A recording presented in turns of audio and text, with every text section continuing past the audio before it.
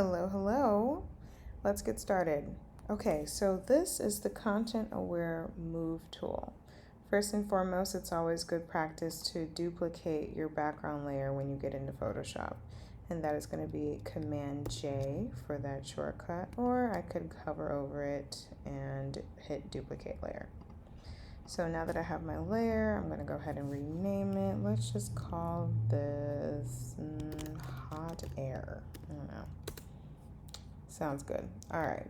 So to use a content aware tool, first and foremost, what it does is it makes a cut and paste, not a copy and a paste, a cut and paste. So whatever you cut or whatever selection you make, it's going to take it from that spot and move it somewhere else using mathematical configurations and color combinations and pixels. It's an automated thing. So, all right, let's find that tool. Content Aware Move. And what you do is you just click and drag to make your selection. Now be mindful to not get too close to the edge because then you'll run into some problems. So I've got my selection and I want to move it just a little bit over right here. Go ahead and hit enter. And boom, it does it. Now, when I make my deselection, you might notice there's a little bit of a halo. It's not that bad. I've seen worse, but there's a little bit of a halo. So I'm going to show you a few things that we can do to get rid of that.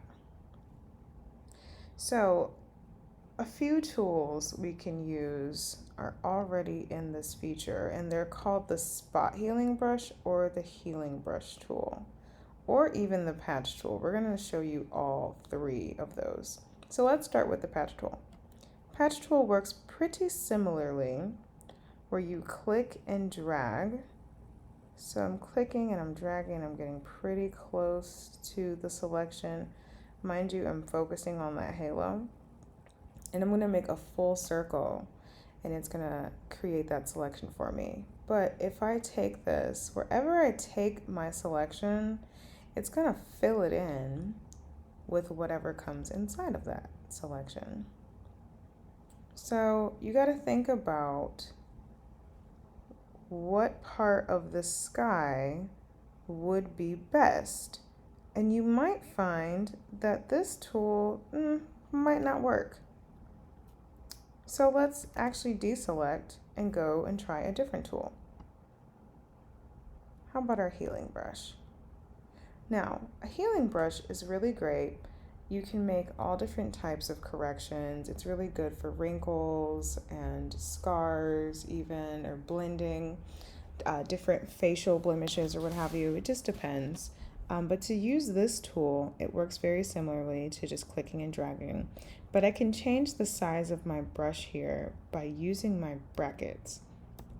My left bracket is going to make it smaller, and my right bracket is going to make it larger. So if I zoom in here and I just start to, Now don't forget, when you use this, it's sampling based off the colors and the pixels that are surrounding it. So I want to make a sample by selecting option, and then I get my little bullseye symbol here. That's how you know it's active. And I'm just going to click, and that selection is now featured inside of my brush. So now if I just want to paint, I got to be mindful because if I get too close, it's going to start blending in. And it's really a process of elimination with some of these tools. And this is just to get you familiar with them and get you practicing with them. You also did not have to select this balloon. You could select any balloon that you want. But I don't like that selection. I'm going to undo it. I'm going to hit Command Z. And I'm going to make my brush even smaller. And I'm going to sample right here. And I'm just going to paint. Now, another thing you really need to be mindful of is when you are painting something, if you undo it, everything's going to be done. So it's really good to lift your mouse click up off of your selection several times, because let's say I go ahead and I do this whole thing and it looks great. Let's pretend that looks great. It looks great, and I haven't lifted up my mouse once. But oh, I messed up. I don't like it. If I undo, all of my work is undone. All of it. And we don't want that. So be sure to click off from time to time.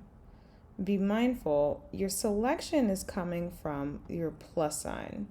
So this little plus sign that's moving around with my mouse, it's going to grab the pixels that lie directly underneath it.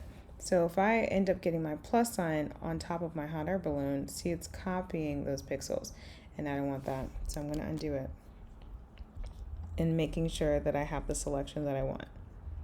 If I zoom out, that halo is pretty clear on this side. So I want you to take some time, go ahead and explore, use that tool, and remove whatever halo you have surrounding your object. All right, see ya.